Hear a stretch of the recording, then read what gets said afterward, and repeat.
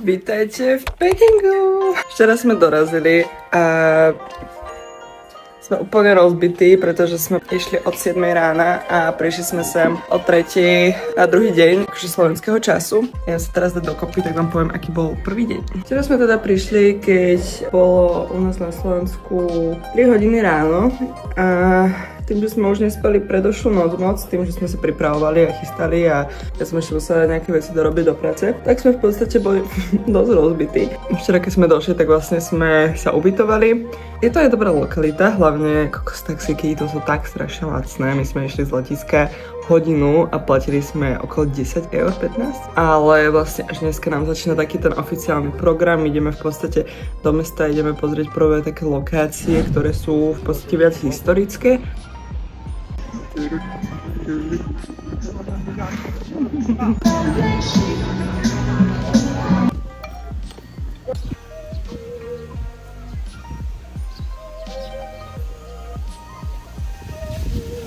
Milujem tieto kontrasty, že tu proste už moderné mesto a tu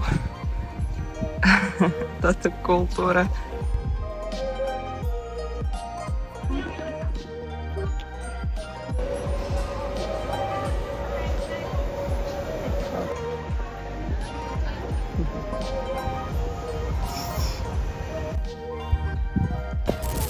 Ja sme nakoniec išli do tej modernejšej časti, tak prepojeme do tej historickej, lebo sa nám nepodarilo rezervovať sa na jedno námestie a tým pádom sme medzi aj mrakodrapmi. Toto je najvyššia budova v Pekingu a má 528 metrov. Sa vloguje. Sa vloguje. Sa natáča na náš YouTube. A tu sa vloguje.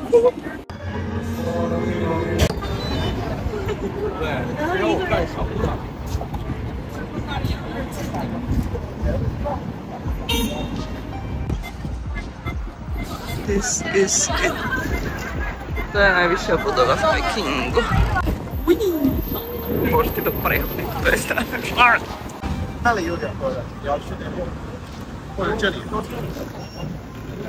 Extrémne sa čudujeme, koľko tu majú amerických predaní, ale to, že tu majú Shake Shack, má dosť dostalo. Meniam, ten sme si úplne zamilovali v New Yorku.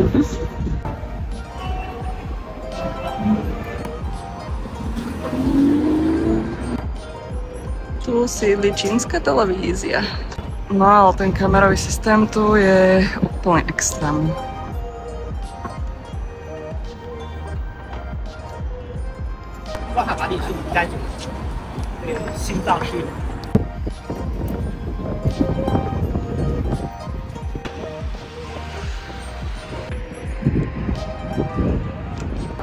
Prvá čínska reštaurácia.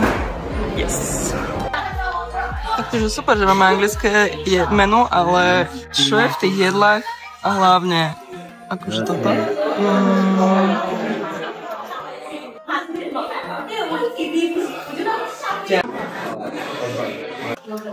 Ochutnávka čínskeho piva.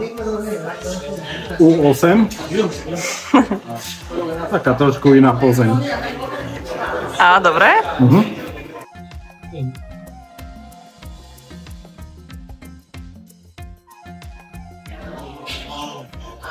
To sú jaké cestáky.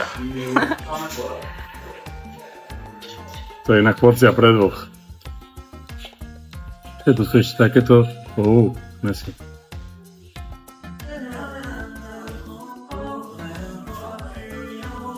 Akože toto jedlo bolo úplne výborné. Bolo to palivé, ale to sa musím naučiť znova hovoriť v týchto azijských krajinách, že všetko musím povedať, že naučili. Ale moje stalo, že 2,15. To je proste neskutočné. Teraz chcel dať do prekladaču, že bolo to skvelé, ale už nevládzeme a preložilo mu to, že bolo to fajn, ale už nezopakujeme. Ups.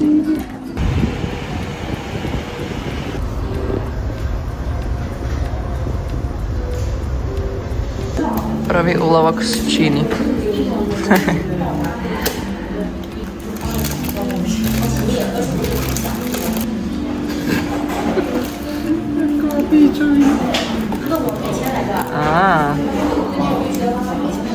Za euro 20, podľa mňa dobré. To asi nie je jak eurodoce, ne?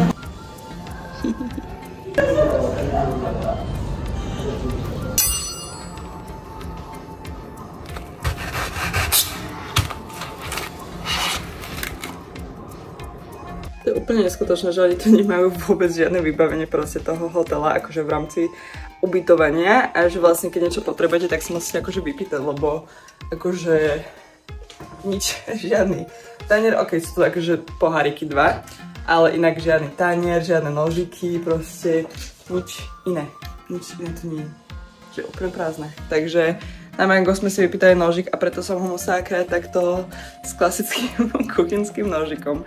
Ale išlo to našťastie, to mango bolo mega sladké, takže here it is. A idem si urobiť taste test. Oh my god. No. Tak to je mega sladučké. Ňam. My už sme to dneska nakoniec tak trošku zdali a potom išli sme si trošku ešte prejsť to moderné mesto, tú modernú časť. A potom sme museli si ísť dať šlofík, lebo trošku jetlag ešte stále funguje, aj keď my proste nikdy nemávame jetlag, ale teraz trošku to stále nejak ide. Tým, že sme vlastne keby deň pred odletom moc nespali a potom vlastne sme o 7 ráno vyrážali a potom sme vlastne prišli o nejak 3, tuším, nášho slovenského času a to bolo ráno, takže sme ako keby mali vydržať ďalší celý deň, tak to bolo proste úplne taká zmena. Takže stále mám extrémne kruhy pod očami a ja som si aj kúpila aj pečis. A ja som o tom ani nevedela, ale ja milujem proste celý život delfínov. A ja som si kúpila taký proste delfíne aj pečis, ale oni reálne, že majú tvár delfínov. Takže som mega zvedavá, idem si ich dať, idem si pozrieť Love Island. Všetky tieto veci, ktoré sú akože Instagram, Facebook, Vojo, WhatsApp a tieto veci, ktoré u nás fungujú, tak vlastne toto nefungujú bežne a musíte na nich mať vlastne VPN-ku alebo vlastne eSIM kartu, ktorá je z Hongkongu, čiže toto našťastie všetko si môj priateľ zistil, on je v tomto úplne, že profi, vždy si všetko pozistuje pred dovolenkou, čiže mám potom o starosti oveľa menej a that's it, to je všetko asi pre dnešok. A teraz zapredneme do tej historickej časti. Zase máme raňajky na hoteli, ktoré trošku sme ich precenili, akože nie je to úplne náš šalo kávy, ale nevadí, akože sú výborné aj tak. Len teda na raňajky my úplne sme zvyknutí proste dávať si rýžu, vajíčka a také silné, teda také ťažké veci. Takže nie je to úplne pre nás, ale tak ja si tam vždy vyberiem nejaké ovocičko, krojsnúť alebo také niečo, takže zajtra si dáme zase raňajky, pôjdeme do tej historickej časti mesta a večer máme taký ešte jeden program, ktorý som nám objednala, priateľ vôbec netuší, že o čo ide, takže dá sa na to teším, bude to také zase, že trošku spoznáme Čínu z inej perspektívy si myslím. A teda to je asi na dnes všetko.